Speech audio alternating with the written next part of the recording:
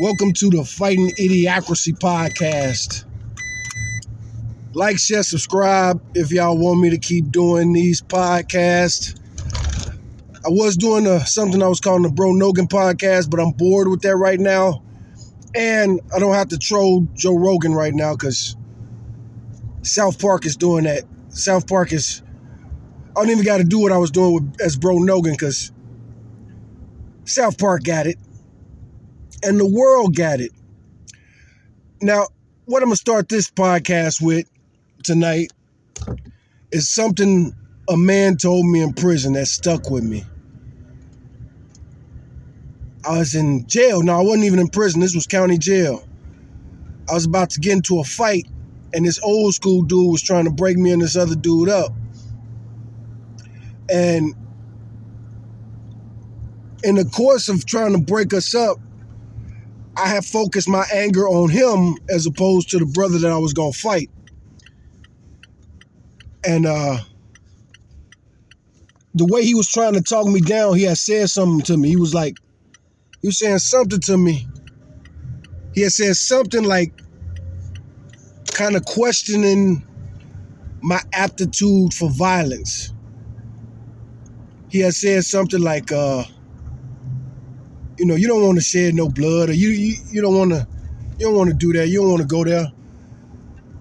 And I wasn't even focused on the dude I was trying to fight. And I just looked him in the eye and I was like, you really think I give a...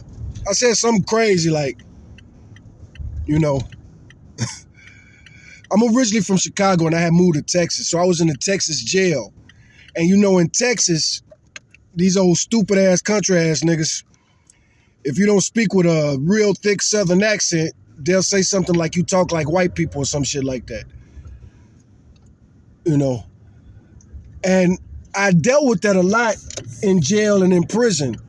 Dudes think because I talk to them, I talk like a white person because I got, especially when my native accent is, sometimes I got a Southern accent. I've been in Texas a long time at this point. But, my Chicago accent was probably a lot thicker. So,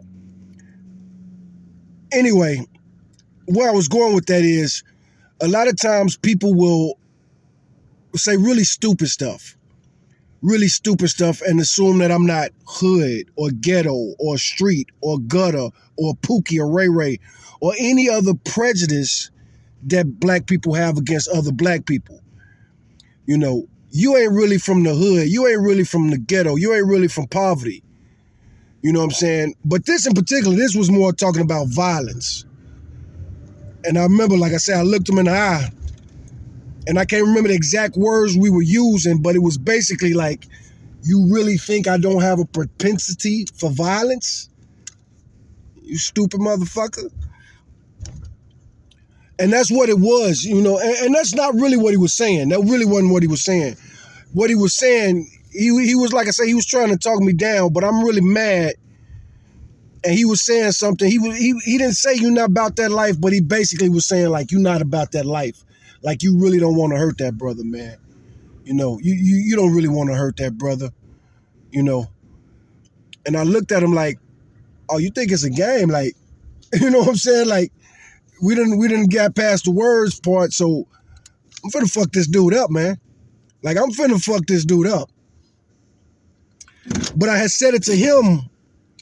Like I say, I didn't wear glasses at the time. I had never had a pair of glasses at that point in my life. But I know I had looked him in the eye.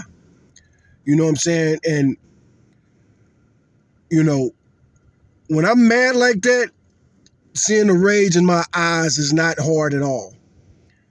But anyway, I looked him in the eye and I said something like, basically like, yeah, not only do I have a propensity for violence, but, you know what I'm saying? I will show you niggas something. I'll show you niggas something. You niggas think y'all from the ghetto? You know what I'm saying? Lots of people disrespect Chicago, man. People love disrespecting Chicago. Chicago is the most disrespected city in this country, and that's why we so damn violent. Tupac, I react to Tupac's video on my channel. One of my favorite Tupac songs of all times. This is on his debut album, but it's gonna probably always be on my top 10 Tupac songs. Violent. They claim that I'm violent just because I refuse to be silent. These hypocrites are having fits because I'm not buying it. That's how that song starts. And I love that. And I love that mentality. And I love the way that Tupac talked about violence. And now that we have Trump and MAGA in the White House, we see how people feel, how people think. Only violence is always great. Americans love violence so much, and they want violence, and they want more violence. But they think that some people should just take ass whoopings and not fight back, or take murder and not murder back. I'm from Chicago. I was born in the 70s. The Chicago police was super racist when I was growing up. When I was growing up in Chicago, you had to be Italian or Irish to be a Chicago police officer. No ifs, ands, buts, anything about it. Ain't no question about it. Ain't no arguing about it. Ain't nobody trying to hide it. They did initiatives over the years to try to hire black police officers. And they always had black police officers in Chicago, but they was in the minority, and them motherfuckers had to become bitches. They had to become race traders. You'll shoot a little black kid, but you'll jump in front of a bullet for a little white kid. And see, in the South, that's how niggas really is. And I'm going to say the South. It ain't just Texas. It ain't just Texas. It ain't just Texas. It ain't just Texas. See, that's one thing about Chicago. I love my city. I'm proud of my city. And I might go back to my city real soon. I'm already damn near broke, destitute. I might have to return to that street life. I might have to return to my more desperate survival mode, which I'm not afraid of. I ain't never been afraid of it. I ain't never been one of them niggas that left the ghetto and was like, fuck the ghetto. I can't stand you bitch ass niggas that's like that. I can't stand niggas that's from black neighborhoods that don't like black neighborhoods. You know what I'm saying? Something really wrong with you niggas, man. Something really wrong with you niggas, man.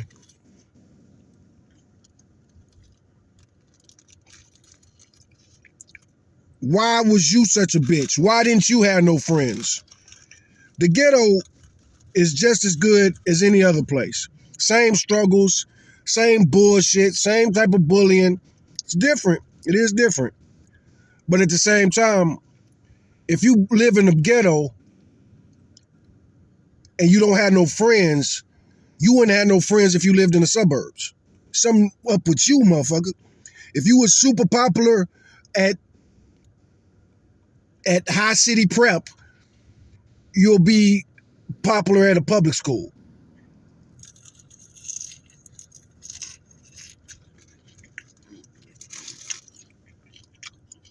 If you was rejected in the ghetto, you'd be rejected in the suburbs. And there's something wrong with you. And that's the thing. First and foremost, everybody think they grew up poor. Everybody.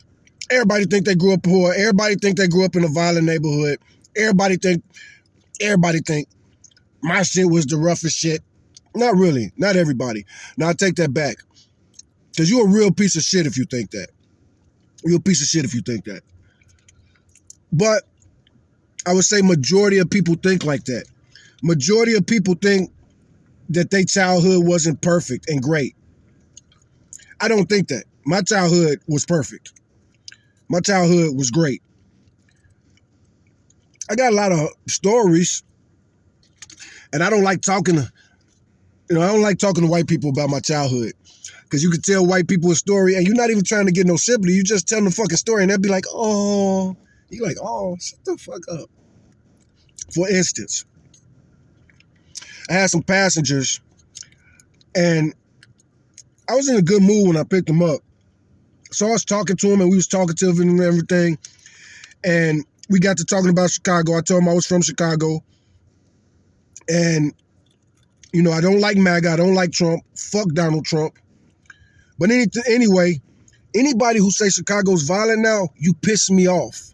I wanna fucking fight you, man. I want to punch you in the mouth if you say Chicago's too violent now.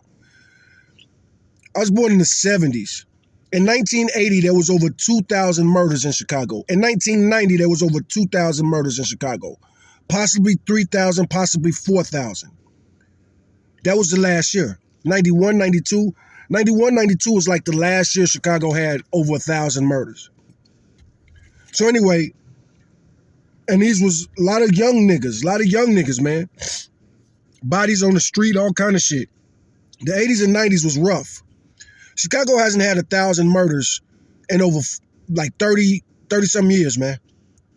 So you got a problem with Chicago's violence now, but what about when I was a little bitty boy growing up there in the 1990s? Again, that shit make me want to smack the shit out you. Anybody, these people that be talking about Chicago this, Chicago that. Chicago's safer now than it's ever been. Not ever, but my lifetime. The 80s and the 90s was fucking rough, man. And it was like that coast to coast. The murder rate in America was so fucked up in the 80s and the 90s. And I think it might be coming back to that. And I say, ha ha ha ha ha.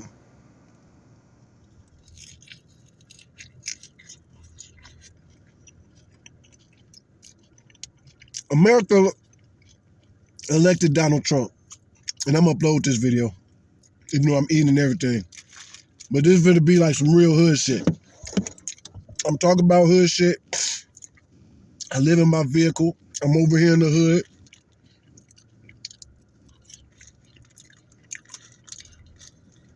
I live in my truck, literally.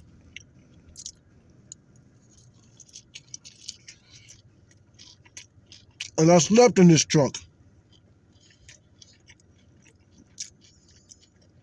I slept in this truck in at least 10 different states. One of them being Chicago. One of them being Detroit. Well, Chicago. Well, those are cities. So, yeah. I slept in this car in Detroit on New Year's Day. Anyway, all those cities are wonderful. Detroit these days is so wonderful compared to what was going on in the 80s and the 90s. White people are upset because, you know, back then in the 80s and the 90s, the black market was weird. It was different. They didn't sell drugs in white people neighborhoods. They didn't sell drugs, you know, like I'm from Chicago. So like in Chicago, and they did sell drugs in white people neighborhoods, certain neighborhoods, you know, like the white gangs, the Ambrose, the Gaylords, you know, 2-6, that type of shit. The white gangs. But that's the city. Yeah, I was about to start lying, man. Yeah. But still, it was different. Because, see, black people didn't go into white neighborhoods to score drugs.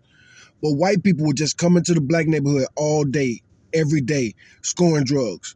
Some black neighborhoods. That shit didn't happen out south. Where I lived out south, white people didn't come over there to get no crack. If they did, they didn't get their monkey ass out the car.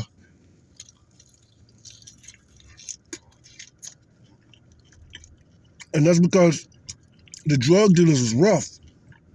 The drug dealers didn't play no games. And crackheads and drunks, people that want to drink and people that want to...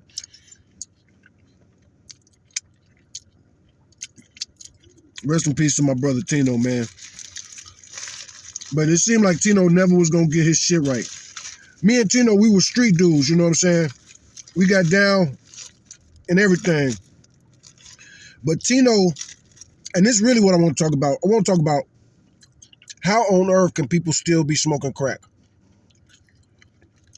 Tino fucked with crack sometimes.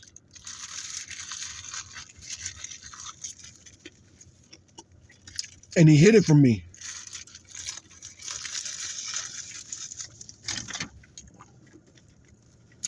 He hid it from me for a few reasons. One is a violation. Serious violation. You're not allowed to mess with cocaine, especially crack. Like, how do niggas smoke crack, man? If you from the hood, how the fuck can you smoke crack? How the fuck can you smoke crack? If you grow up seeing that shit, how on earth can you grow up and be like, yeah, I'm gonna try that shit. I'm gonna smoke me some crack. I used to say that shit. I used to say, man, a real nigga from the streets, man, it's impossible for that nigga to smoke crack. But I seen so many niggas turn to crackheads. But again, that crack, motherfuckers that smoke crack and drink too much, is something wrong with you. Gotta have like a little bit of a victim mentality or something. How could you possibly smoke crack? If you smoke crack, because I used to sell crack. I sold crack very young.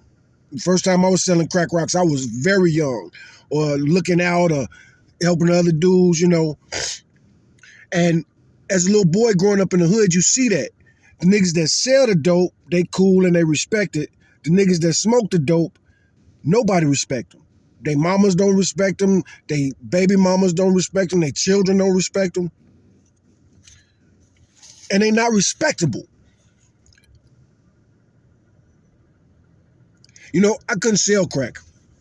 I didn't like it, man. That wasn't my forte, man. I hated selling crack.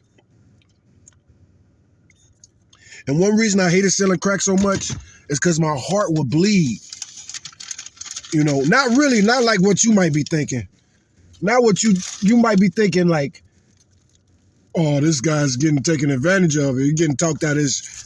No. I fuck people up. I didn't play with crackheads. I would get violent with your ass if I had to. I was very efficient, very smart, very intelligent. And, you know, I will fucking... Fuck is this cop creeping over here for, man? Like I say, I am in the hood right now. And it is the hood over here too, man. It is the hood over here. Especially right now, it's 10:51 at night. So it ain't too crazy. But, man, it's just going to get crazier and crazier to about 1, then 2. And if I put the windows down, you can even hear. Let's listen to the city a little bit. Let me turn this light off and just let's listen to the city.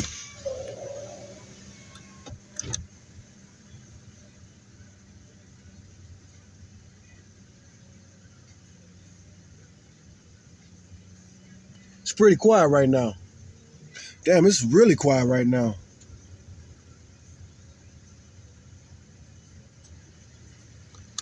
Unusually quiet over here, but it is Monday. But either way it go, damn, I damn near feel like asking that cop over there, why is it so quiet over here? And what are you doing just sitting over there? They usually don't. Something must be about to happen. They finna do something to clean the city up.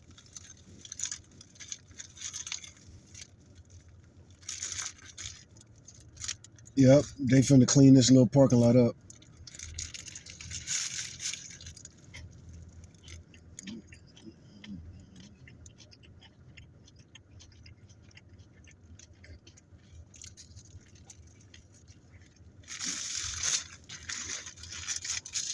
So back to me not having a heart for selling crack. I like women. I always like women a lot. You can even say I'm identify with women. I'm in touch with my feminine side. You can say all kinds of stuff like that. I'm a male feminist. Which probably made it so easy for me to be violent when I needed to be growing up. I'm raised by women, so don't get crazy with me, dude. Don't talk to me crazy. Don't. To this day, I'm 47. To this day, I'll fuck around and fight cops if they talk to me too crazy. The only person that could talk to me crazy is my mama and my big sister. And now I'm 47. They can't even talk crazy to me no more. So, and that's the thing. We live in this world where lots of people like to talk crazy, man.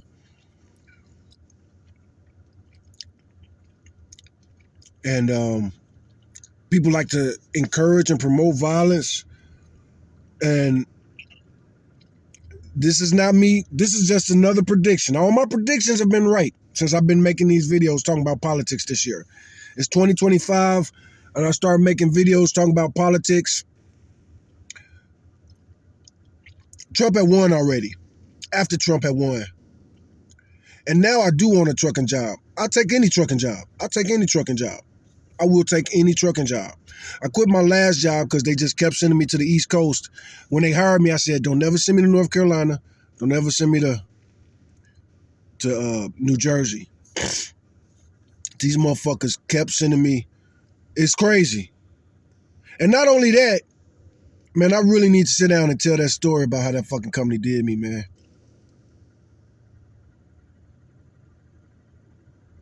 I need a lawyer. I need to sue fucking CFI, man. Because it's fucking crazy, bro. It's fucking crazy. They mostly send me, like,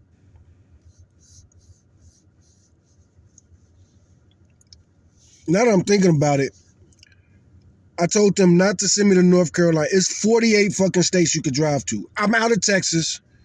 I got family in the Midwest. These motherfuckers kept sending me mostly South Carolina. Most of my motherfucking trips was to South Carolina. And sometimes they would have me do this little thing. Their number one client was a company called Tractor Supply. And Tractor Supply runs are fucked up. But I took them because the money. They keep you rolling. You know, that's the thing about being a truck driver. When you're a truck driver, you got to live in a truck. And most truckers are lazy, bitch-made ass niggas. I'ma say it. I can say it. Fuck these motherfuckers that be talking about how good truckers are. Man, fuck truckers. And that's why I left early. The industry gonna collapse. Truckers gonna be going mad. Truckers gonna be going postal. Next year is gonna be the most violent year since Obama. It's gonna be so much racial violence. We already seeing it. When Obama won,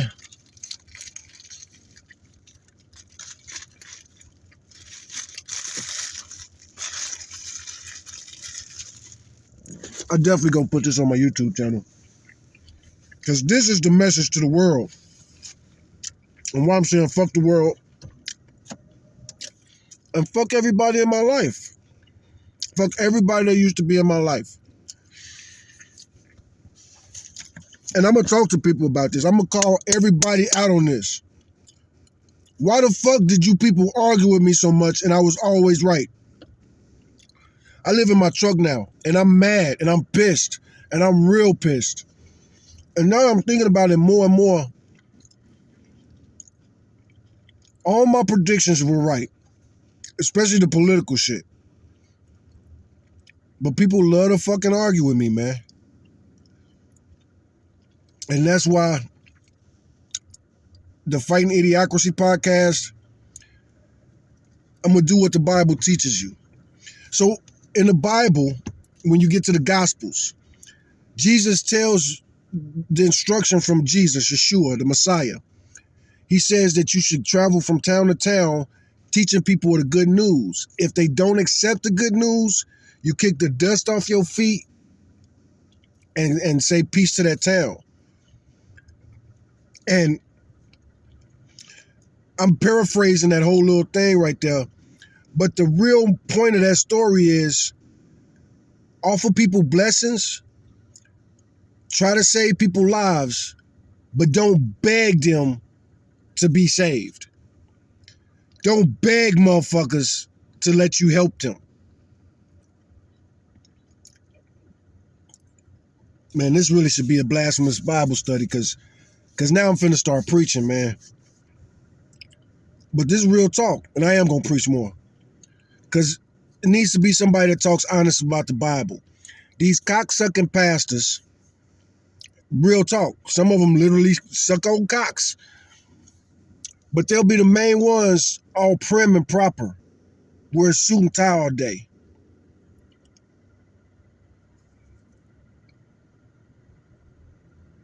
That's the funny thing about this world and America and all the things that's going to happen to it. Now, I do want my kids to be good, but I've examined the Bible. I studied the Bible. One of the main stories of the Bible is Abram, who became Abraham. You know, he wanted a son, he wanted a son, he wanted a son. And he didn't just want a son, he wanted a son with his sister. He wanted a son with his sister. And God wasn't allowing it to happen. He wasn't allowing it to happen. And then finally, all Jews are inbred according to the book of Genesis. Because Abraham, he wanted a baby. He wanted a baby so bad, but he wanted to get his sister pregnant. His sister wouldn't get pregnant. And they was married for like 70, 80 years. Still, no pregnancy. No pregnant. Can't get her pregnant. Can't get her pregnant. And then finally God told Abraham, I'm going to bless you. I'm going to let you get her pregnant. It's a lot in between there. I'm definitely paraphrasing and jumping ahead. But anyway, he finally gets his sister pregnant. And now they have Isaac, the blessed son. He was 99 years old when he had Isaac. But to test him, God told him, kill that baby. And Abraham went, he was about to kill his baby. And the story is not, you know, when people talk about the Bible, it's so funny. Like, people who try to talk bad about the Bible, they try to tell their story like God was trying to get him to kill his son. No, he wasn't. That's not even a story. That's not the story at all, man. That is not the story. The story was about giving up what you want more than anything else. It's about sacrifice. It's about sacrifice. It's about giving up what you want out of this life more than anything else. And not just what you want, but what you think you want. You think you want a son. You think you want to be rich. You think you want a mansion. You think you want to be with that person that you hanging on to that you shouldn't be hanging on to. You think this, you think that, but you really giving a middle finger to God. Just like Abraham. He lived 99 years on this earth, and he still was trying to get his sister pregnant. And he got other babies. The sister was, oh man, Sarah was such a bitch. That's so funny to think about the women in the Bible. They such bitches, man. Such bitches and cunts. And that's the thing about Sarah. Like let's look at Sarah. Sarah did something that the bitches in the Bible did so often. They can't get pregnant, and getting pregnant was everything back then. Getting pregnant was everything back then. You got to think about it. Wasn't no cell phones, wasn't no cars. What else would a man want? What else would you want back then? Wasn't no video games, wasn't no TVs, wasn't even no good smoke. Wasn't nothing good. No refrigerators. It wasn't shit back there. The only thing you had worth living was trying to have a fucking baby. See what I'm saying? Violence. Violence. Violence is coming. Violence is coming. Violence is coming. You motherfuckers said you want to make America great again. For the past 40, 50 years, America has been becoming less and less violent. But it doesn't matter. It doesn't matter because white people love violence, but they just want this hierarchy where they get to be violent towards people that are deemed inferior, lower class. And that's real talk.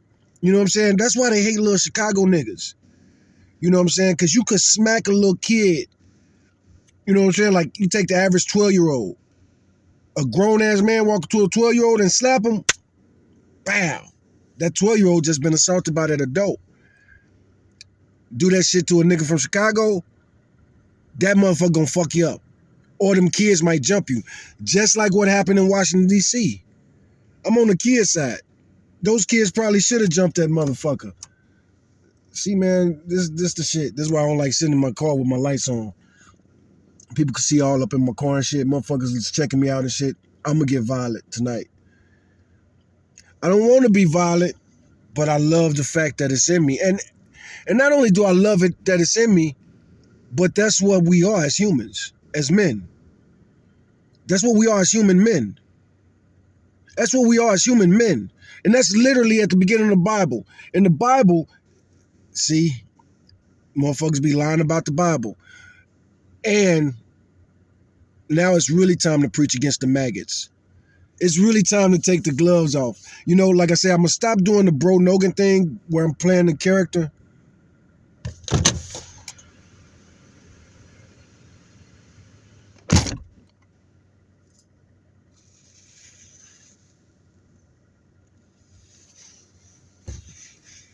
Now, see, man, when I go off, look at this.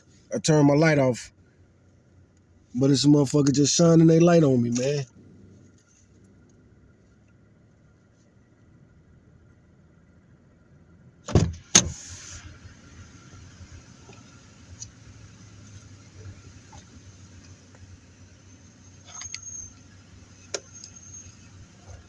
And see, I will be the wrong one. I'll be the wrong one when I be saying shit.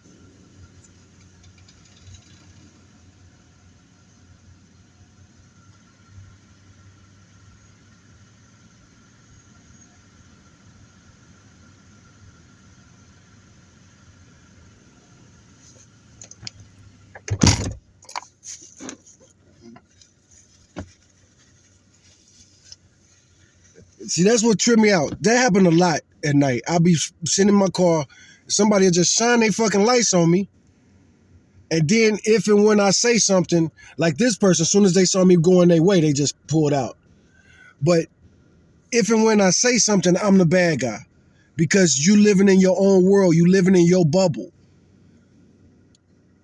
I'm sitting in my car parked right now. I got this light on in here, but you think I got my beams on? Just shining in somebody's face?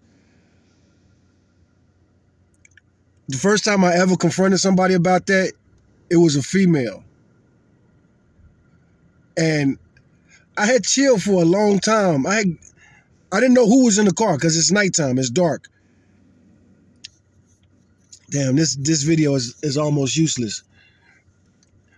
But these are things, I don't know, man. I might upload this shit. Because I do want to talk about something, and I haven't put a podcast up in a really long time.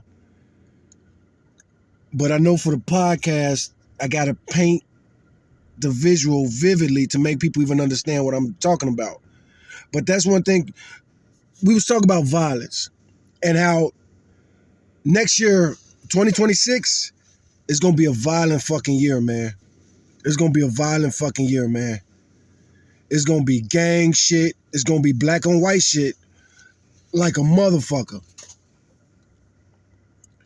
And hopefully the Mexicans will help us eradicate the white supremacists. That's what it's got to come to, man. That's what it's got to come to. You have a right to defend yourself from sexual predators. Nobody gets to put their hard dick on you. If somebody puts their hard dick on you, you got the right to rip that shit off, man. And we live in this world where white dudes feel they got this, they're the rape gods. Anything that they feel, they should be able to feel it. Anything they want to say, they should be able to say it. Anything they want to touch, they should be able to touch it. No, nigga. No, nigga. And you get away with that with certain southern niggas. And I'll say that shit. Yeah, in the South, and I'm going to say that. I'm going to say that. Niggas in the South love talking shit about niggas from Chicago. Niggas all over the country love talking shit about niggas from Chicago. I tell you this, though. We don't take that police brutality shit like y'all do in other parts of the country. Cops get to acting up. What happens? What happens? And now they want to send the National Guard in now. That'll be crazy if the Civil War starts like that. Because Chicago niggas is not going to go for that shit. What the fuck does your uniform mean to me? And I'm from Chicago. What the fuck does your U.S. military uniform mean to me? I'm from Chicago. My ancestors probably fought in the Civil War, and all this racial bullshit probably is what made us go to Chicago on some great migration shit. And we've been living in this city and stuck in this city, fighting in this city, scrapping in this city for generations. And you finna come up here and put niggas in their place? Don't do it. Don't do it. Don't do it. Don't disrespect niggas like that. I'm telling you, servicemen, National Guards, Army, Marines, I'm asking y'all nicely and respectfully, do not invade Chicago. Our governor didn't approve it. See, Washington, D.C. is different. That's not even a state. We are the land of Lincoln. And this motherfucker, Donald Trump, is shitting and pissing on the legacy of Abraham Lincoln and Ulysses S. Grant. They've taken those two great Republican men and they've turned the Republican Party into the party of the Confederates. And now you think you give Marshall fucking bitch ass. First of all, you from New York, nigga. You are from New York. So you gonna have the military invade our city? You forcing niggas' hands. You are forcing niggas' hands. You are forcing niggas' hands. You are forcing niggas' hands. You are forcing niggas' hands. And niggas better fight. Niggas better fight. I don't give a fuck. Like I say, I don't give a fuck about that uniform. You finna go to Chicago. You didn't give a fuck about Chicago during the 80s when there was thousands of murders a year, hundreds of children. You didn't give a fuck about the 90s. Hundreds, thousands murdered on the streets. Those were great years for Trump.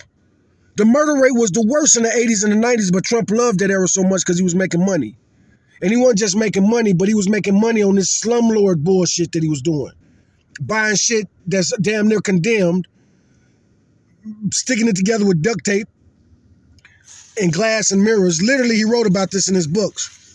He broke so many laws. All this man did was break laws, and he wrote about it in his book, The Art of the Deal.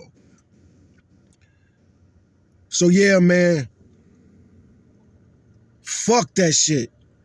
Fuck that shit. Chicago better stand up.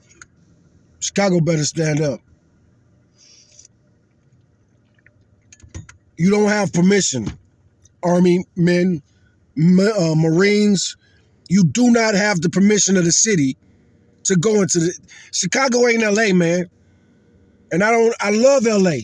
No shade to LA, but Chicago ain't LA. Y'all been disrespecting us forever. The whole city has been disrespecting us because this African, half-breed African motherfucker from Hawaii claims Chicago. So everybody want to just say it on Chicago. Leave Chicago alone. It's 2025. 1925, Chicago had to set the world on fire. Al Capone and them.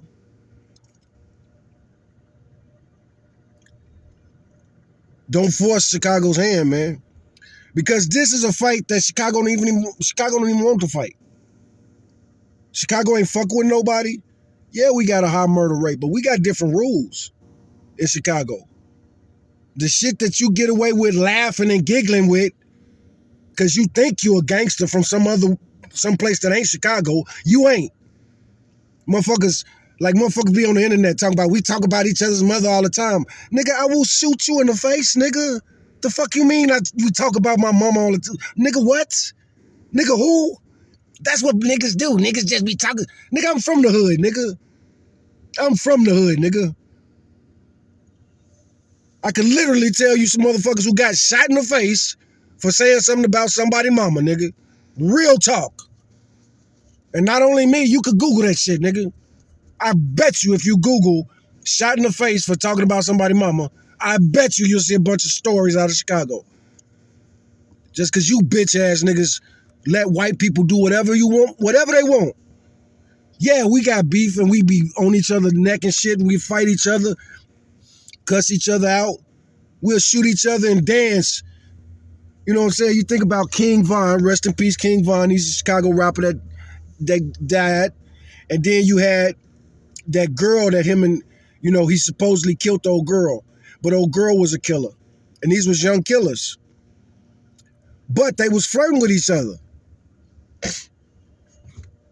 And she would have gave Von some cat the way she was talking. They was trolling each other and they was flirting with each other, but they ended up killing each other. Over disrespect. And this is what you young Chicago niggas need to realize too. We're the city of respect, man. You can't disrespect niggas in Chicago just because you see that's what's trending on the internet, man. It's not allowed, man. These motherfuckers could talk they shit, but they not in Chicago, and they not gonna come back. Like I say, the National Guard or whatever, the military role in Chicago, I'm going to Chicago. That's my city again. Fuck Donald Trump. Real talk, nigga. Fuck Donald Trump. You better not send the military to my motherfucking city.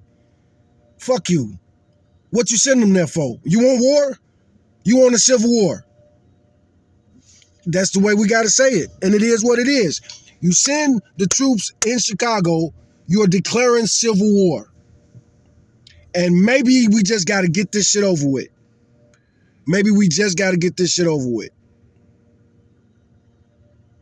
Fuck it. The military don't like niggas no way. Look at what they did with these military bases. They changed the names from a black pilot to Robert E. Lee, a real-life Confederate general. They changed in the Smithsonian Museum and they talking about slavery again. Maybe Donald Trump think we could be slaves again. Donald Trump needs to live long enough to realize he got niggas fucked up. And the same with you other Confederate motherfuckers. You got us fucked up. And this ain't Bro Nogan, this ain't character, this is me talking real shit. You think we just stupid little hood rats. You little piece of shit, hillbilly punk motherfuckers. Want to talk about how stupid we are from Chicago. Yo grown ass couldn't navigate this city, but you got the nerve to talk shit about some 8-year-old that catches the bus from one side of town to the other by himself in that city that you scared to go in. That's the one thing that used to trip me out. As my mom was trying to move us up out the neighborhood. And now I'm around all these people that don't live around us. And I get to hear these motherfuckers talk shit. And then they hear where you live and they be like, ooh, ooh. And then they'll get to talking all this shit. And it's like, the police are scared of this neighborhood. Yo punk ass, black ass are scared of this neighborhood. Yo, all the white people scared of this neighborhood. Meanwhile, the little 8-year-old boy got to catch the bus here. And I've had conversations like this when I was young, coming up and shit. For 4th grade, my mama sent me to a private school in Evanston. I used to have to catch 2 trains and a bus to get to school every day, CTA. Go to school, go to this rich private school with these rich motherfuckers. And they would ask me stupid ass questions about Chicago. This shit was in Evanston, and Evanston was different back in those days. Evanston was a bougie ass suburb. Now, Evanston, urban in the motherfucker. Evanston was urban, but Evanston was very racist back then. White. But anyway, I was going to this school. I bet you that school still, that school's so expensive. It is going to be mostly white and rich people. I got to go there because my mom worked at the college that was attached to the school. That's right. The school was attached to a fucking college. A real college, too. A big-ass college. But anyway, my classmates would ask me stupid-ass questions about Chicago all the time. Because they racist-ass parents would be saying stupid-ass shit about Chicago. And that's the thing, too. They live in Evanston. They don't never go to Chicago, but they won't talk about Chicago all the damn time. And these motherfuckers would ask me stupid-ass questions like, just stupid-ass shit. You know what I'm saying? Like, do you have to run from the bullets when you get off the train? And just shit like that. It's just like, First and foremost, back in the 80s and the 90s, violence during the day was rare. You know what I'm saying? Broad daylight violence, it was very rare because there was a street hierarchy. But the racists wouldn't allow that to last. So now the kids are just wild. They wild kids. And good. Evolution, nigga. Evolve or dissolve. You motherfuckers just don't know. Like so America's a very, very big country. The contiguous United States, the 48 states, is very, very big. So I mentioned earlier how I don't like going to South Carolina, North Carolina, because the Confederates just do whatever the fuck they want to do out there. The Confederates just do whatever the fuck they want to do out there. Now, I got lots of footage of me being in North Carolina, and when I'm in North Carolina, it's cool, it's chill. I be around. I haven't had no really crazy situations. My craziest situations in North Carolina is running across motherfuckers with their Confederate flags. And it didn't get violent, but it definitely could have got violent. And these motherfuckers be wanting to talk politics and shit, and then they'll get all loud and shit, and it's like, bitch, I will beat you to death, nigga. That's a joke, kind of, sort of. That's kind of a joke. But that's real talk. That's real talk. I don't give a fuck that your grandpappy was in the Confederacy. My grandpappy was in the fucking Union. And they should have fought to the death. The worst thing that Ulysses S. Grant did was let them motherfuckers live. He should have hung all the Confederates from trees and we wouldn't have all these fucking problems. Instead, they hung niggas from trees. North Carolina, 2 truck drivers been found hung this year. Not even a year, 2 black truck drivers hanging from trees. And them niggas from North Carolina talking about it was suicide and shit. They not even trying to investigate it. If it wasn't for that nigga having strong-ass family, nobody would know the name Javion McGee. And that'd just be some nigga that was driving trucks and decided to just stop in North Carolina and hang him fucking self. What kind of fucking shit is that? He lives in Chicago, young man, good paying job, and he just hang himself from a tree. The company that he worked for is responsible, man. They covering up, man. All them trucks got cameras and shit. Something happened, man. The white supremacists killed that boy. White supremacists killed that boy. Or, who knows, it could have been some niggas. You know, I went around North Carolina, right around where Javion McGee was hanging. And I talked to a lot of people around there. And I ain't gonna lie, man. I had a lot of attitude, man. I had a lot of attitude. But everybody was cool with me, so I ended up chilling out. But not everybody. Like, the cities is cool, kind of, sort of. That's the thing, too, about North Carolina, to fuck a young man's head up. If you from, like, a real city, because North Carolina North Carolina fucked up. And it's time for niggas like me to just talk. I got to talk about North Carolina. Why the fuck y'all got so many, you got cities, you got black-ass cities. This is the main reason I'm talking shit about North Carolina. You got black-ass cities like Charlotte. Charlotte's the most populated city in North Carolina. And it's a black-ass city. I'm pretty sure. Hey, Siri, what are the demographics of Charlotte, North Carolina? In 2020, 39.72% of the population was non-Hispanic white, 32.5% black or African American, 0.25% Native American, 7.02% Asian, 0.05% Pacific Islander. So it ain't majority black, but it's enough. It's pretty similar to Chicago's mix of black and white. And even here in Texas, nigga, that shit ain't gonna fly here in Texas, nigga. Say what you want to say about Texas, but you're not hanging no niggas from trees and think that these niggas ain't gonna leave the cities and come out to the country looking to see who the fuck, what the fuck. So I won't even put Texas. Texas is fucked up. Texas got this fucked up shit. They are much quicker to kill a nigga over nothing and let a white person get away with anything. You know what I'm saying? You'll shoot a nigga for stepping on your shoes. Meanwhile, a white boy rape your mama in front of you. You don't do shit, you little bitch. You little bitch. Bitch ass niggas, man. Red pill ass niggas, man. You gotta be a bitch to be a red pill nigga, man. You gotta be. You gotta be, man. You gotta be. So yeah, I can't even call this a podcast. This is just me ranting and venting and shit.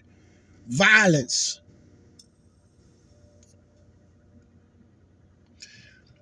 Road rage. So I drove professionally for 23 years, 24 years, going on 24 years. And I trained a lot of students. I trained a lot of people I taught a lot of people how to drive. And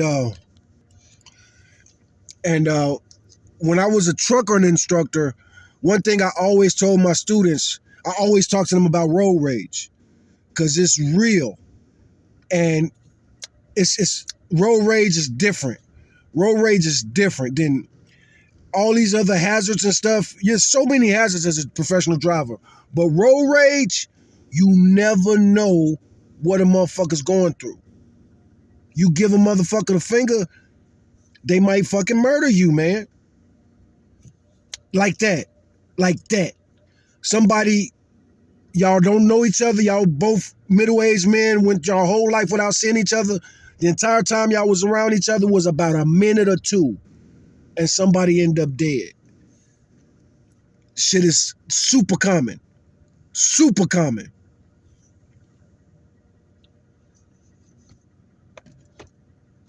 Hey Siri, how many murders a year can be attributed to road rage in America? Sorry, I can't show the result to you while you're in the car. Where my baby girl Google at? Hey Google. I think that phone is in my... Yeah, I think it's in the backpack. But it don't matter. Well, I could look it up. Fucking Siri. I could still go to Google. Go to Google on my browser here.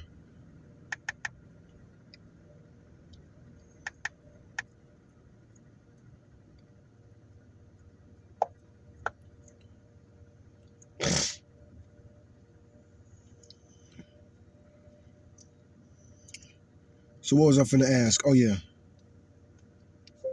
How many U.S. murders can be attributed to road rage a year?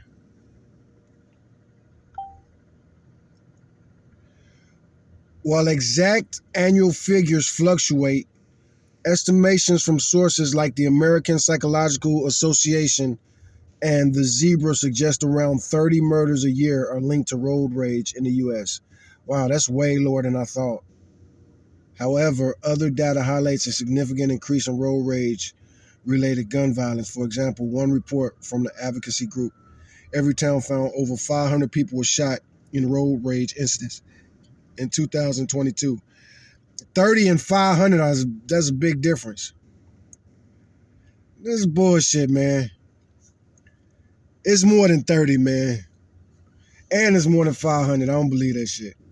Over a 7-year period, road rage was responsible for more than 12,500 injuries. Gun violence. Road rage shootings have significantly increased, with reports indicating a substantial rise in gun-related incidents between 2014 and 2013. While some road rage events result in immediate deaths, more often drivers who become enraged go on to commit intentional murders.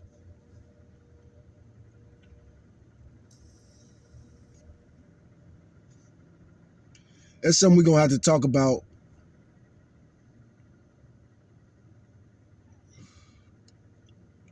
In 2024, 96% witnessed an act of road rage in the past 6 months. So how the hell is it low as 30? 96%, I don't believe that. 96%, that's bullshit. 96% is too high.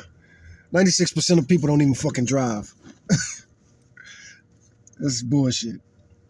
By October 2024, 116 people have been killed in road rage incidents involving guns this year, versus 109 through the first 10 months of 2023.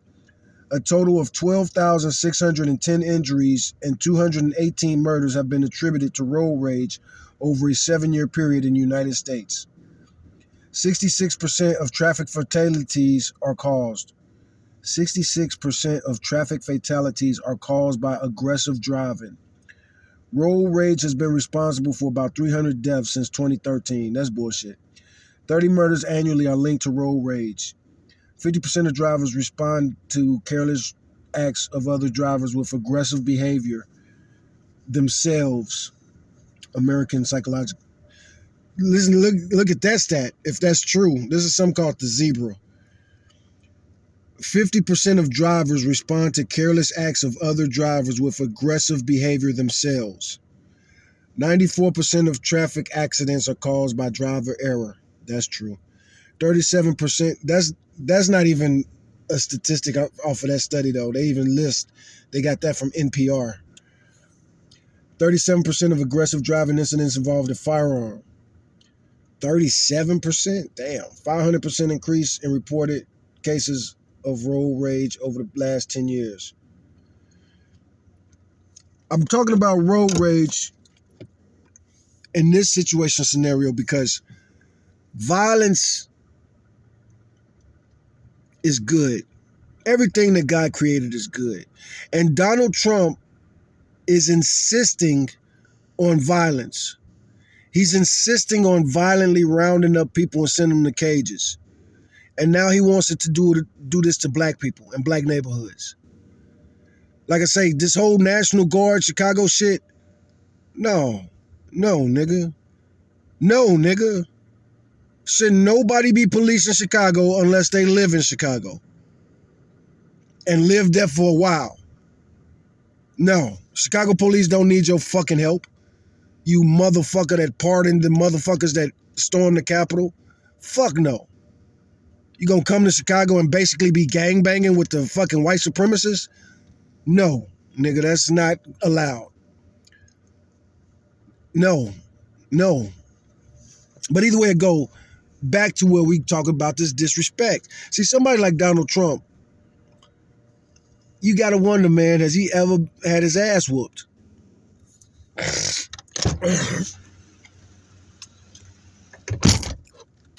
Now, of course, rumors are, word on the streets is that his dad was a violent dude. That don't mean that he beat his son, though. His dad probably definitely beat up the older brother, the brother that died from alcoholism. But his dad was a piece of shit. Donald Trump's dad was a piece of shit. Fred Trump was a piece of shit. His granddad was even worse. Criminals. Real live criminals, man. And these motherfuckers, he's already proved, there's another reason that you're not allowed in Chicago. You've already proved exactly what you're up to. Chicago's a very smart city, man.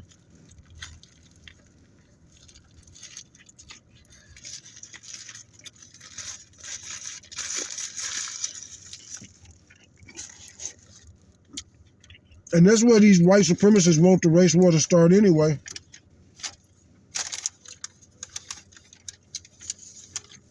Now, I don't want the race war to happen, period. I embrace all the races that I'm mixed with. But at the same time, just look at where the country is.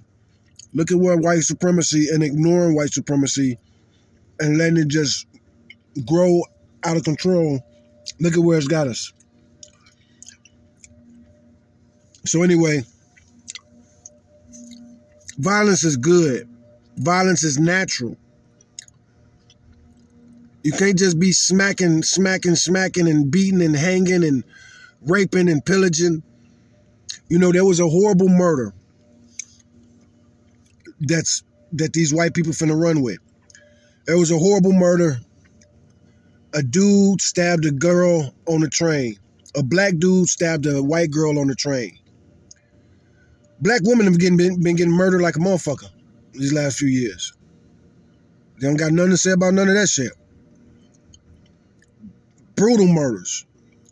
You know, you had that guy in Michigan chopped up that black girl and sent her body all over the place. That shit was just recent. That's barely a news story. That was months ago. That was months ago. Young black girl met some white dude on a dating site, and he chopped her up in little bitty pieces. And nobody talks about that story. But they finna talk about this incident where this guy stabbed a girl on the train, which is horrible, man. That's a horrible murder. And it was caught on camera. Horrible murder. That little girl looked like a little sweet, little innocent girl. She probably wasn't racist. She's from Ukraine. Ukrainians, I'm part Ukrainian myself. Some of my European DNA is Ukrainian. Ukrainians ain't racist like the Russians. They not. There was so many Africans in Ukraine before the war started, and they got racist once once the war jumped off and people were scrapping and fighting to get out of Ukraine, to evacuate. A lot of racist shit happened. But that's what happens, man.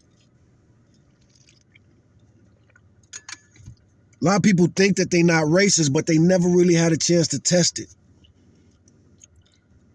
But what would you do if you was a fireman running into an orphanage having to save children? Would you save more children that got the same skin color as you? You probably would. You probably fucking would. Especially now with this Trump shit and his war on DEI. And most firemen are white. Hard to get a job as a fireman if you're black. Ain't that some shit? Ain't that some shit? We can't get jobs as firemen. We can play basketball.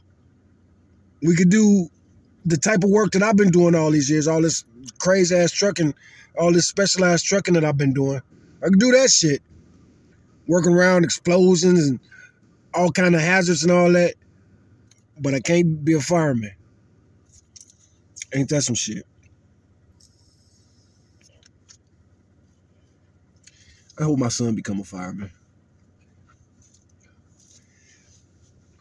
But, I grew up in Chicago.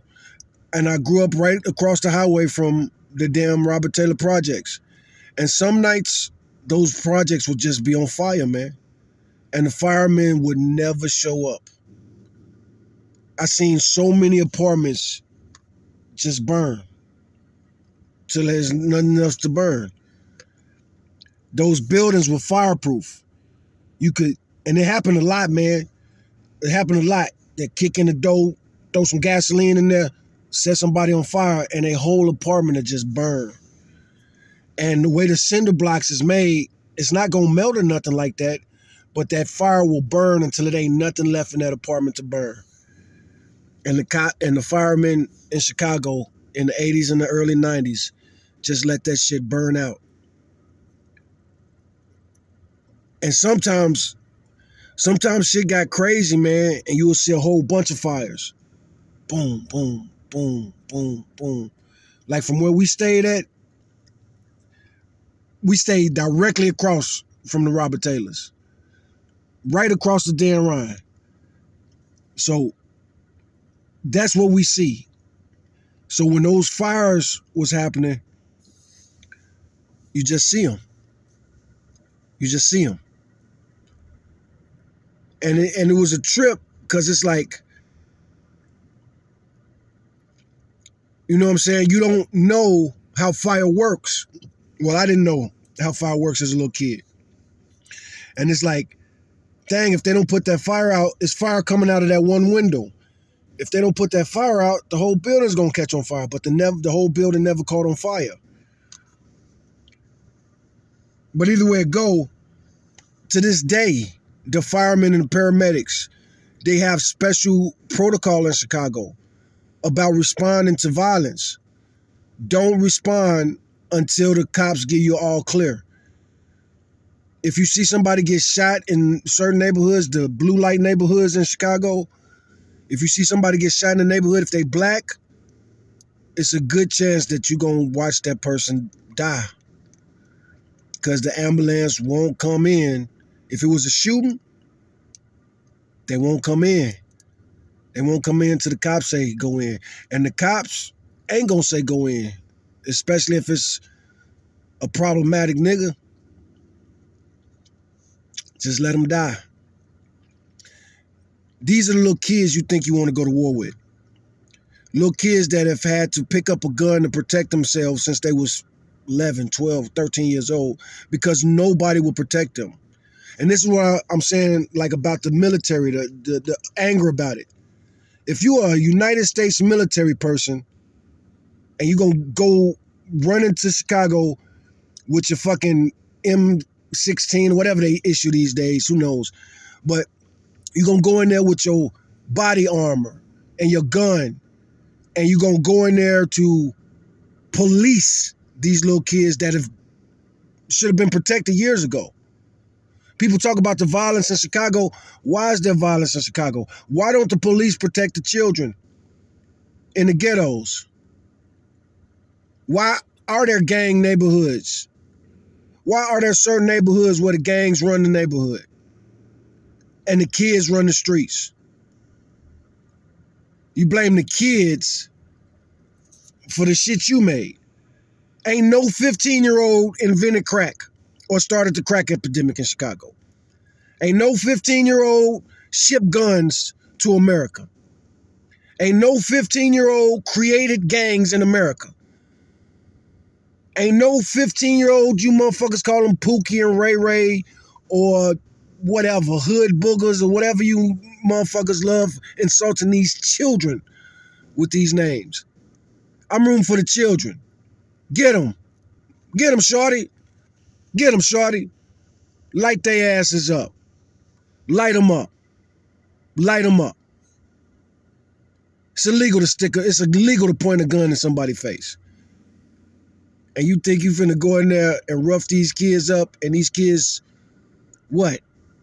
They just gonna become bitches after that. You gonna smack them up a couple times and they go, oh, I'm so sorry, let me go. No, motherfucker, even while you smacking them, that motherfucker just gonna be looking at you like.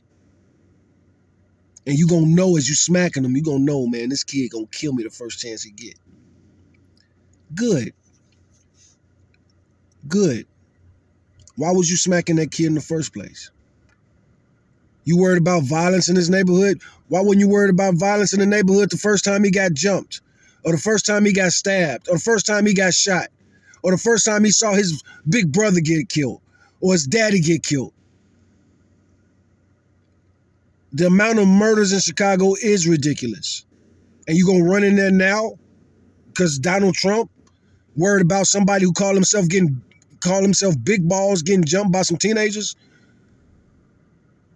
I wonder what those kids think right now. I wonder what those kids feel. I wonder if those kids are sitting in jail right now like, man, we should have killed that motherfucker. Bitch ass boy. Walking around calling yourself big boy, big balls. You try to hang around fucking DC one night and you get hemmed up because you was being a disrespectful little bitch. Trying to be an alpha male in somebody else's city.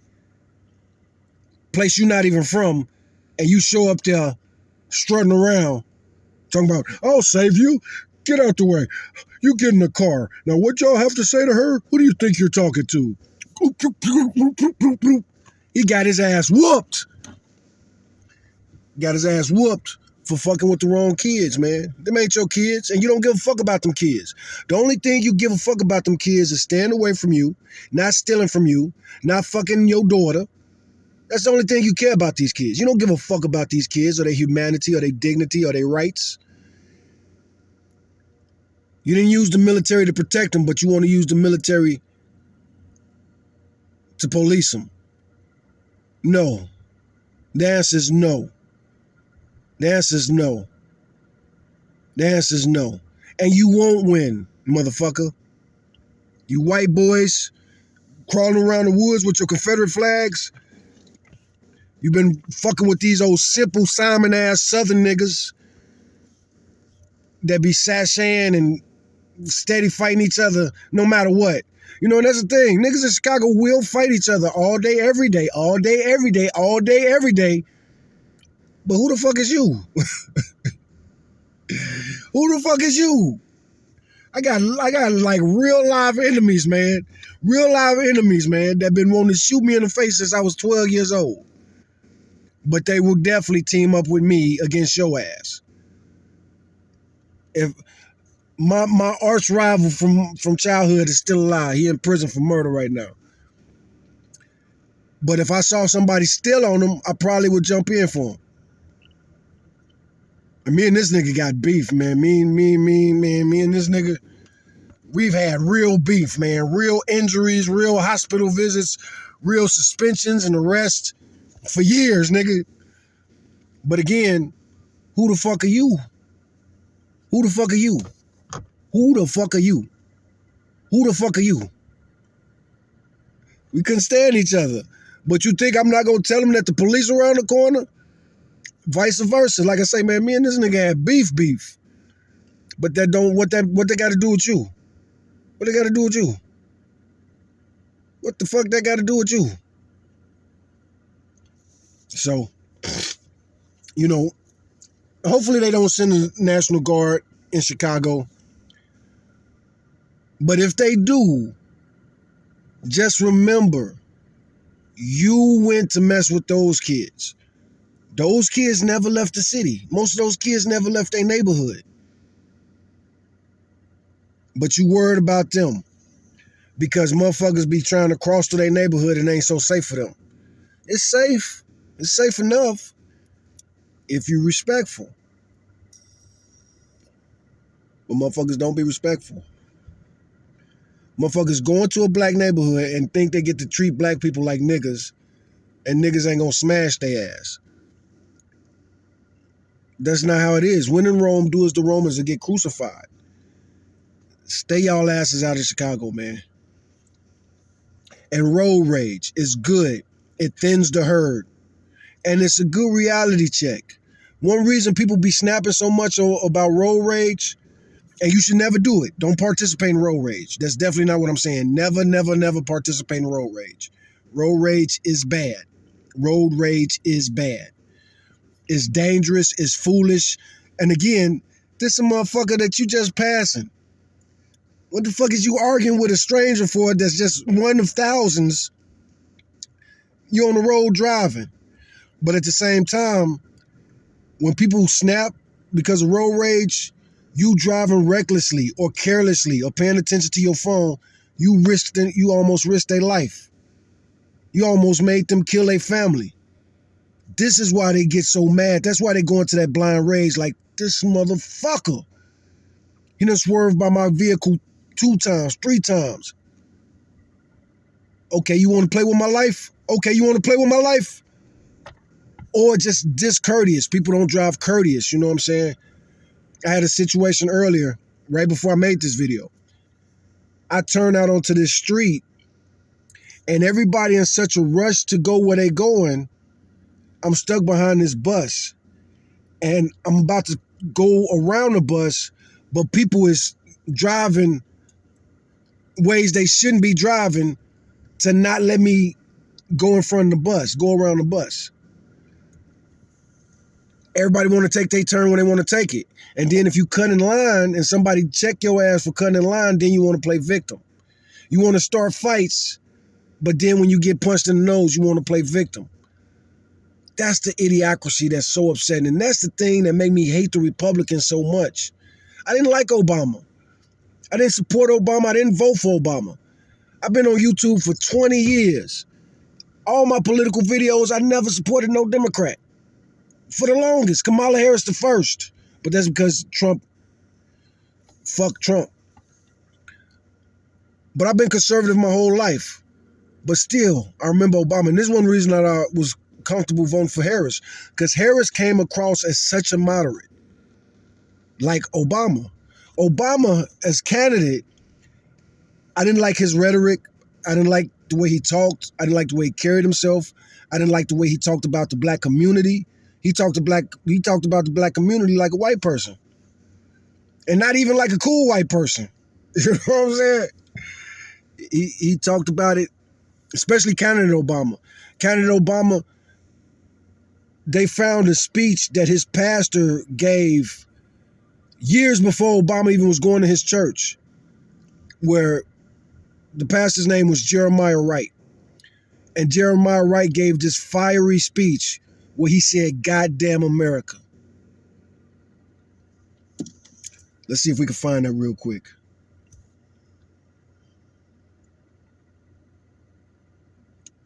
Jeremiah Wright, "Goddamn America" speech.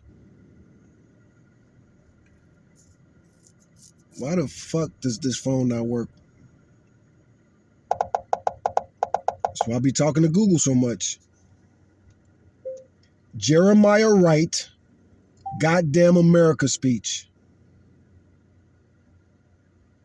You motherfucker, man.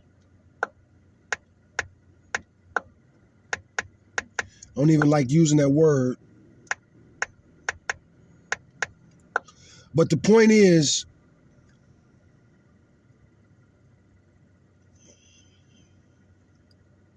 let's react to it.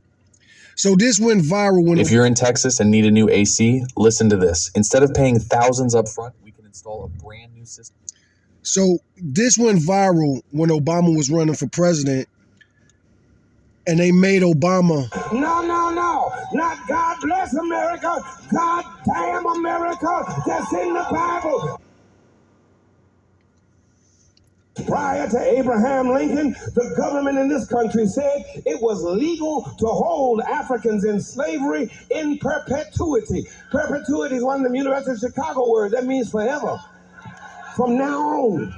When Lincoln got in office, the government changed. Prior to the passing of the 13th, 14th, and 15th Amendments to the Constitution, the government defined Africans as slaves, as property, people with no rights to be respected by any whites anywhere. The Supreme Court of the government, same court, granddaddy court of the one that stole the 2000 election, Supreme Court said in its Dred Scott decision in the 1850s, no African anywhere in this country has any rights that any white person has to respect at any place, anytime. That was the government's official position, backed up by the Supreme Court, that's the judiciary, backed up by the executive branch, that's the president, backed up by the legislative branch, and enforced by the military of the government. But I stopped by to tell you tonight that governments changed. Prior to Harry Truman's government, the military in this country was segregated. But governments changed prior to the civil rights and equal accommodations laws of the government in this country. There was back segregation by the country, legal discrimination by the government, prohibited blacks from voting by the government. You had to eat in separate places by the government. You had to sit in different places from white folk because the government said so. And you had to be buried in a separate cemetery. It was apartheid American style from the cradle to the grave, all because the government backed it up. But guess what? Governments changed. Under Bill Clinton, we got a messed up welfare to work bill, but under Clinton, blacks had an intelligent friend in the Oval Office. Oh, but governments changed.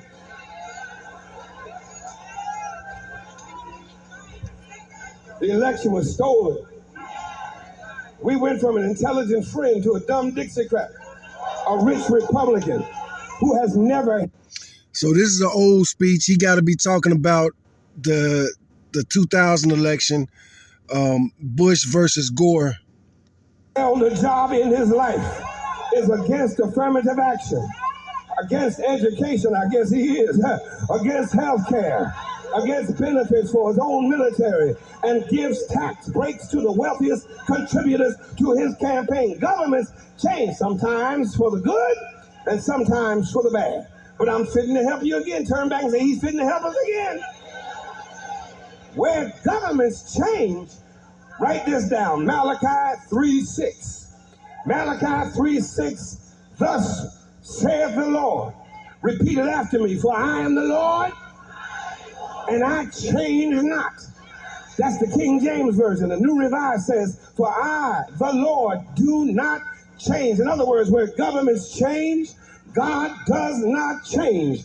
God is the same yesterday, today, and forevermore. That's what his name, I am, means, you know. He does not change. There is no shadow of turning in God. One songwriter puts it this way: as thou hast been, thou forever will be. Thou changest not. Thy compassions, they fail not. Great is thy faithfulness, Lord, unto me. God does not change. God was against slavery on yesterday, and God, who does not change, is still against slavery today. God was a God of love yesterday, and God, who does not change, is still a God of love today. And he is telling the truth, man. The Bible is very anti-slavery. God was a God of justice on yesterday, and God, who does not change, is still a God of justice today. Turn to your neighbor and say, God does not change. Where governments lie, God does not lie. Where governments change, God does not change. And I'm through now. But let me leave you with one more thing. Governments fail. The government in this text, comprised of Caesar, Quirinius, Pontius Pilate, Pontius Pilate. The Roman government failed.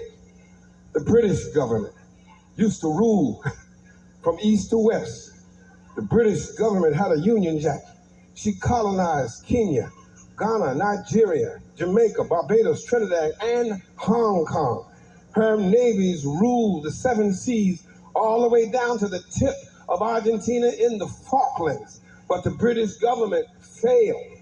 The Russian government failed. The Japanese government failed. The German government failed. And the United States of America government, when it came to treating her citizens of Indian descent fairly, she failed. She put them on reservations. When it came to treating her citizens of Japanese descent fairly, she failed. She put them in internment prison camps. When it came to treating the citizens of African descent fairly, America failed. She put them in chains. The government put them on slave quarters, put them on auction blocks, put them in cotton fields, put them in inferior schools, put them in substandard housing, put them in scientific experiments, put them in the lowest paying jobs, put them outside the equal protection of the law, kept them out of their racist bastions of higher education, and locked them into positions of hopelessness and helplessness. The government gives them the drugs, builds bigger prisons, passes a 3-strike law, and then wants us to sing God Bless America. No, no, no. Not God Bless America. God damn America, that's in the Bible, for killing innocent people. God damn America for treating her citizens as less than human. God damn America, as long as she tries to act like she is God and she is supreme. The United States government has failed the vast majority of her citizens of African descent. You think you're fine after a car accident? Man.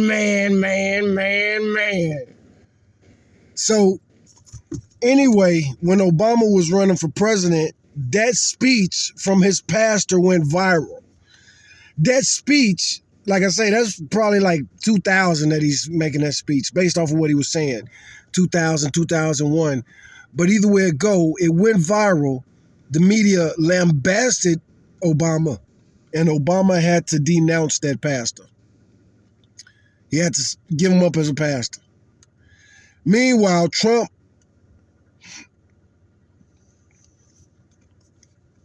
could get away with anything. Probably on the Epstein files, and almost everybody who voted for him knows it. Not probably in the Epstein files. The man is in the Epstein files.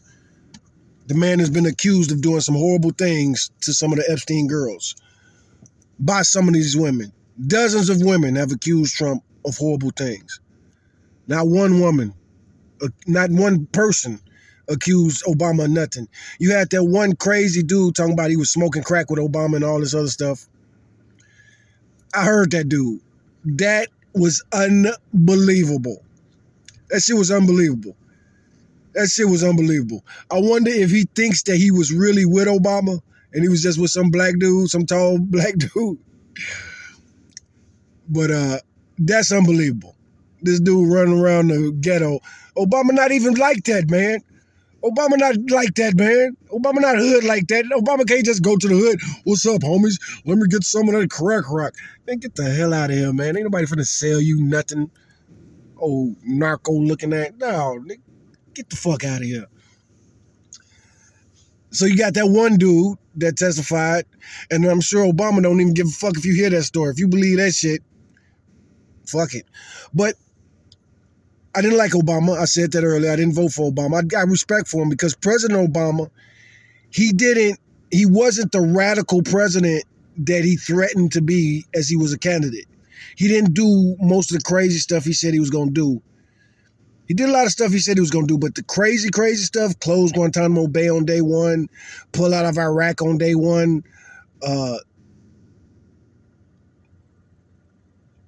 what else did he say? He said a lot of crazy hippie stuff. He sounded like a hippie to me. And that bugs me to hear a black dude complaining about how America treats children in other countries. Meanwhile, don't give a fuck about the drug war.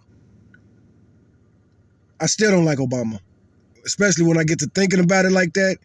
Like, what the fuck, man? What the fuck?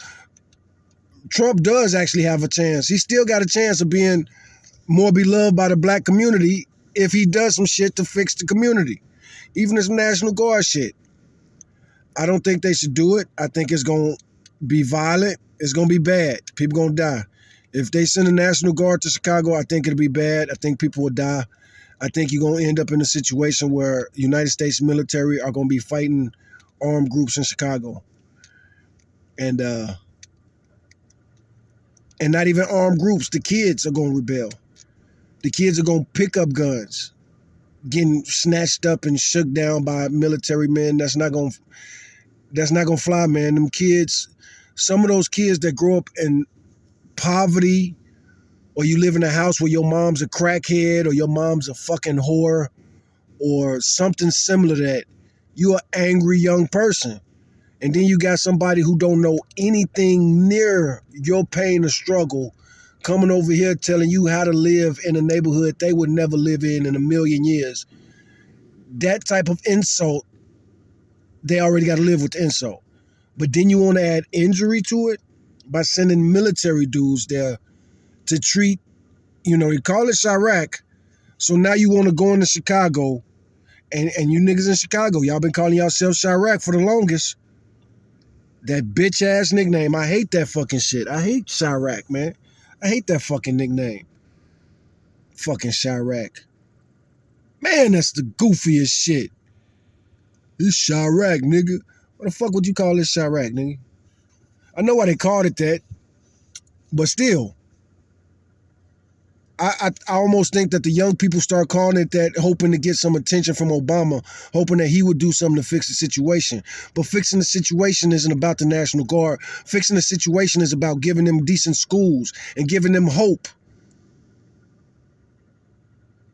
People talk about these young kids that jump in the streets, real goofy. Bunch of goofy motherfuckers. Want to put them in a scared straight program, making them think that they gonna give up their lifestyle if you threaten them with prison rape. This motherfucker is living a life where they don't care if they die. They getting shot at on a regular basis, and you think your goofy ass is gonna scare them straight by doing some shit that would have scared you as a kid. You not that kind of kid. You wasn't running around thinking that you gotta have a pistol because the police won't protect me. And not even thinking that. All of that shit, we watched it. The whole drill rap scene. We watched it. Those kids was killing each other. They rapping in other cities and making music and dancing and shit. Chicago, them niggas just gotta kill each other.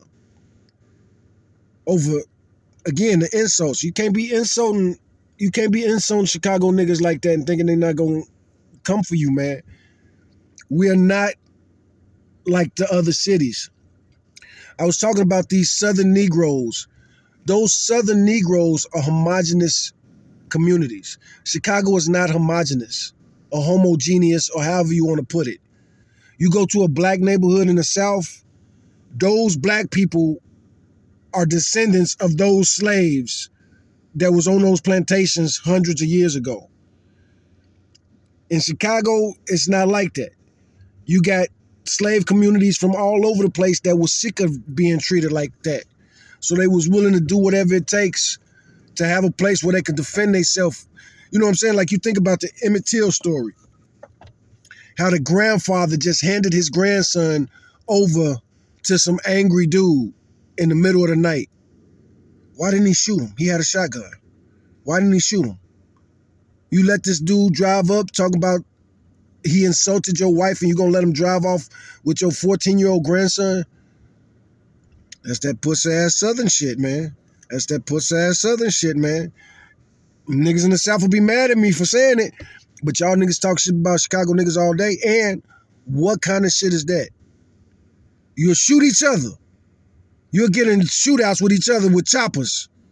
Somebody that live in your neighborhood. Meanwhile, white dude come up, want to kidnap your kid, and you like, go ahead and take him. So, and that's something that we all got to prepare ourselves for. Us being Northerners coming down to the South, we always got to be prepared and be ready to know that we might have to defend ourselves seriously. You can't overreact and you can't panic.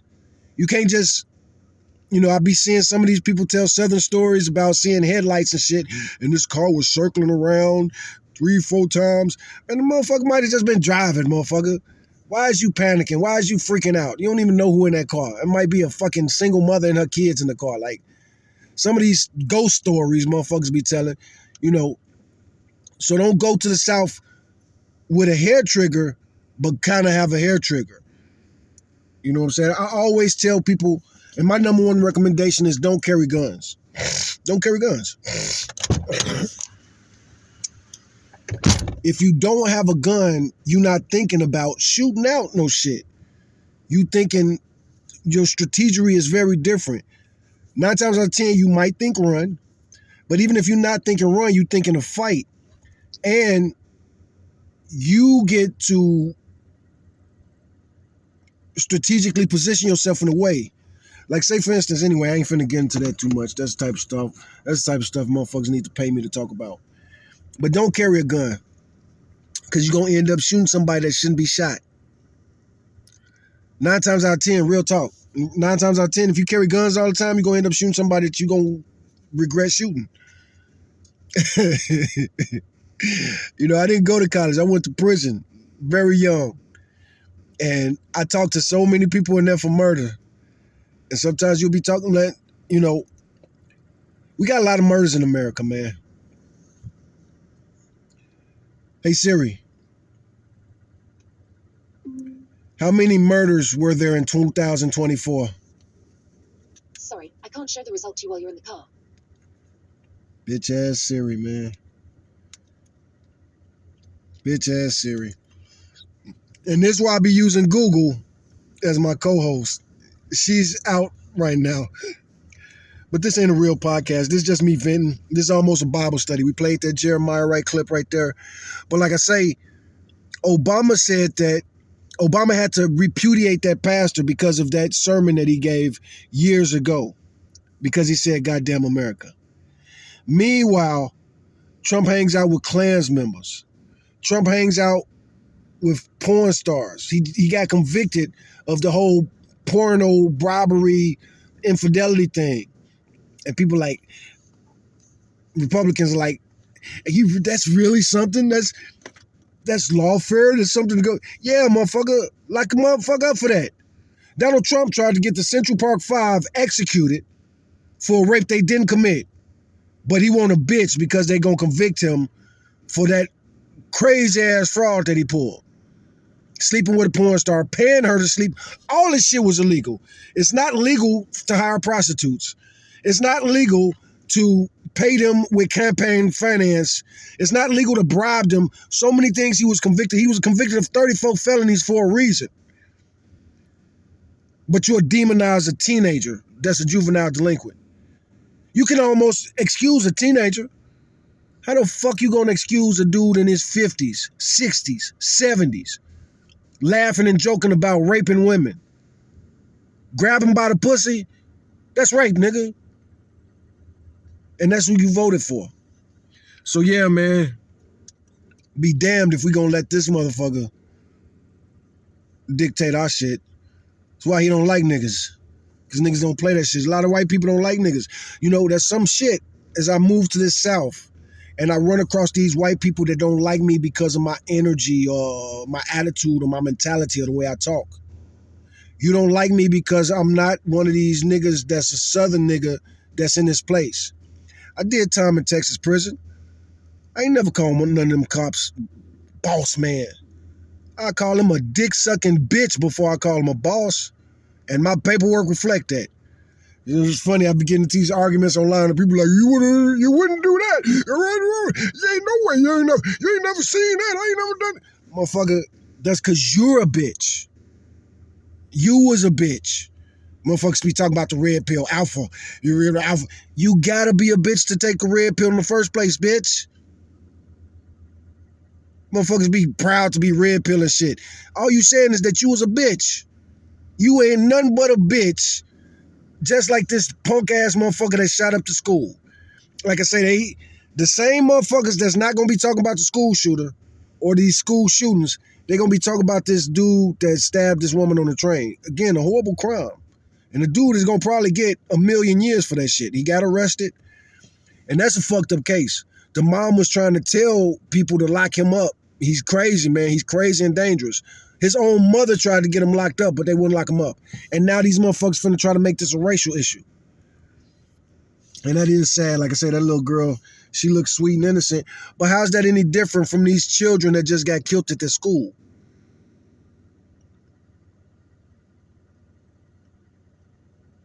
Motherfuckers that didn't say shit about the school shooting are about to talk about this shit that happened in Carolina. 2 truckers were hanging from trees in Carolina, real close to that same area.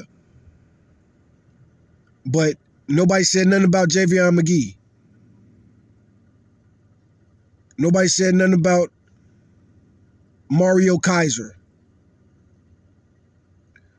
But the same motherfuckers that didn't have shit to say about Javion McGee, they finna talk about this little girl that got stabbed on the train. And I don't know her name yet. This story, I just found out about the story today. I think it just happened. But I already see the conservatives. It's funny. I turned on the radio and I heard them talking about the radio. I heard them talking about it on the fucking AM radio on the conservative shit. Most people in North Carolina that get murdered are black. No question about it.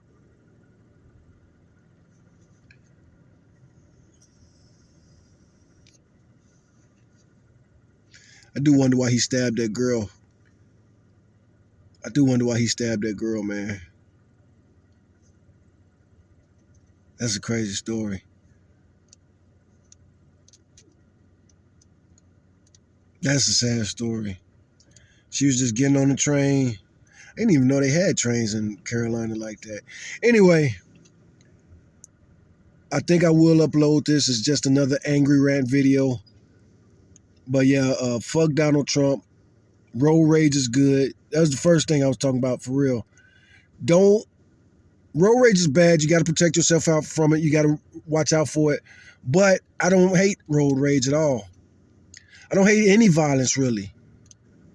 Especially good violence. Not everybody should go to jail for murder, you know what I'm saying? The guy who stabbed that girl on the train, that's a horrific murder. He should never get out of jail again. But the dude who ran over the cop because they shot his son, I hope he only get like 5 years, man. They're gonna try to give him the death penalty probably, but I hope he only get 5 years, man. Stop shooting our sons in the back, man. Anyway, fuck the world. Fuck Donald Trump. Peace out.